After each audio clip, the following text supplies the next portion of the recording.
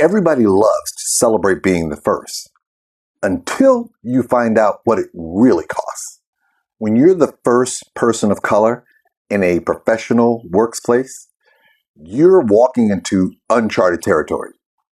Yes, people will clap for you, maybe put you on a pedestal, but what they don't tell you is there's really a whole list of what I call unspoken challenges that you're going to face. Challenges that you might not even see coming. I've been in those rooms. I've been celebrated, and I've also been blindsided. And today, I'm sharing the real, unfiltered truth about what it's like to be the first, so maybe, just maybe, the next person won't have to learn the hard way.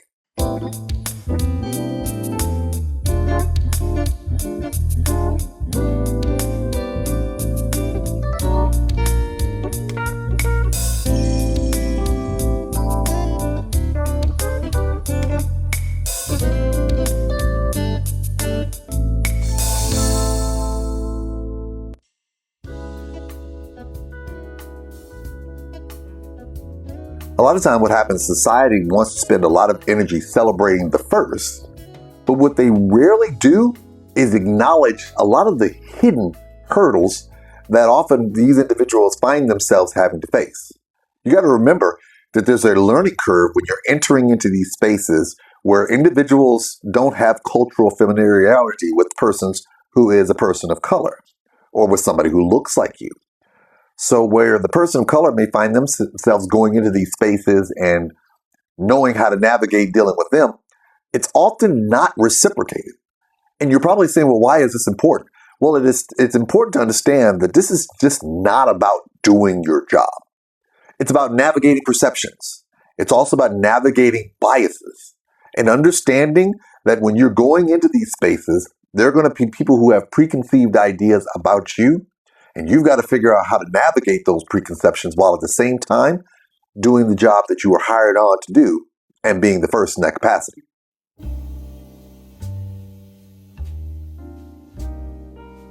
For those of you who've ever heard the term code switching, there's a variety of different definitions, but for the purposes of this discussion, we're going to talk about code switching through how people communicate to individuals in a manner that's consistent with various cultural perceptions.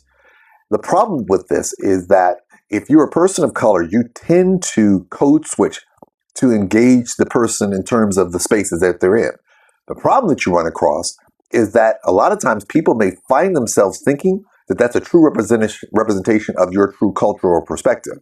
Well, remember, if you're a person of color and you're navigating in these spaces where the persons, and you're the only person in that environment or one of the few, it may be very easy to think that your colleagues may think you share their insight or share their impression because of the way you engage them.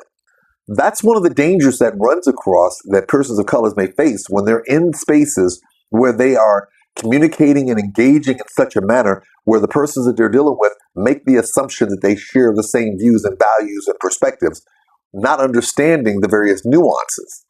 And this is one of the things that if you're a person of color, you've learned how and recognize that's what you need to do on a consistent basis.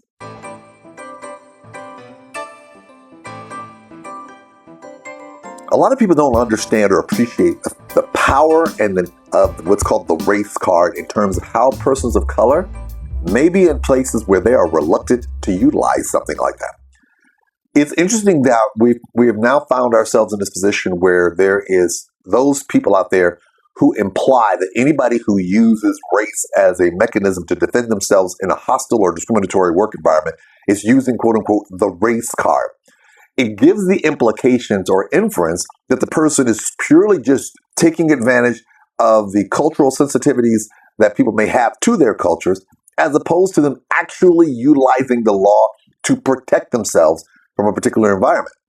One of the things that you don't realize, and this is one of the things that I experienced early on, and I've had colleagues that I've talked to about it and so forth, is there is this reluctance to even utilize filing claims or filing complaints based on race because of fear of being ostracized.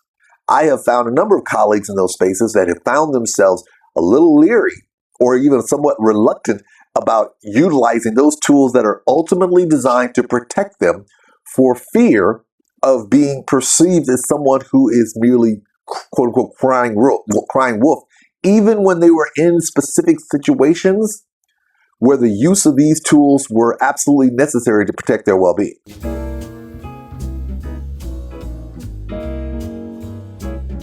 For those of you who may not be familiar, there are a variety of various laws out there that are literally designed to protect individuals from being discriminated against, whether it be discriminatory treatment or discriminatory impact. Either one, these laws are designed to ensure individuals are in a particular space so they are not subjected to these things. But the reality is that you would be surprised the number of people who literally who don't want to be put in a position of having people thinking that they are, quote unquote, crying racism, even if they haven't even filed a complaint. And for those people who are in those spaces, it can be frustrating.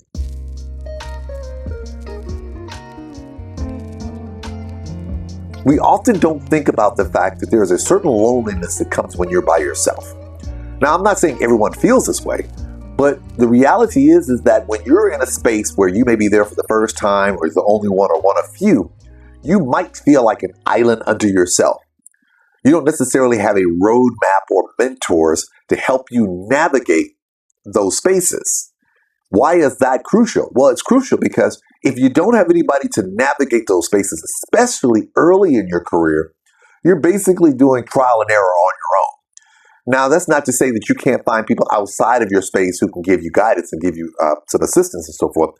But when you know you are the first or the only one or one of the few, and you don't necessarily have anyone that you can turn to help guide you accordingly within the scope of those spaces, you really will feel like you have no one that can tell you whether you're making right choices or wrong choices when it comes to your own professional growth and professional well-being.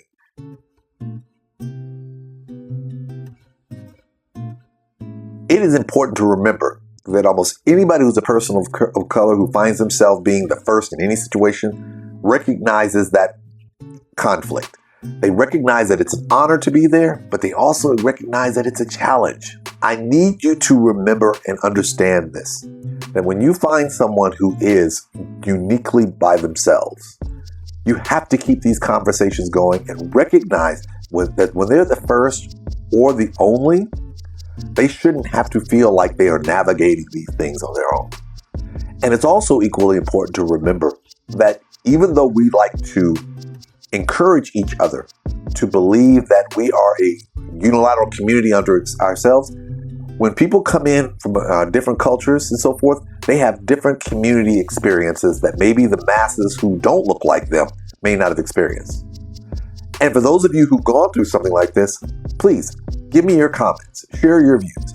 Talk to me about what it was like for you. Some of you may not have had the experience I had, and that's great because I would love to hear that as well.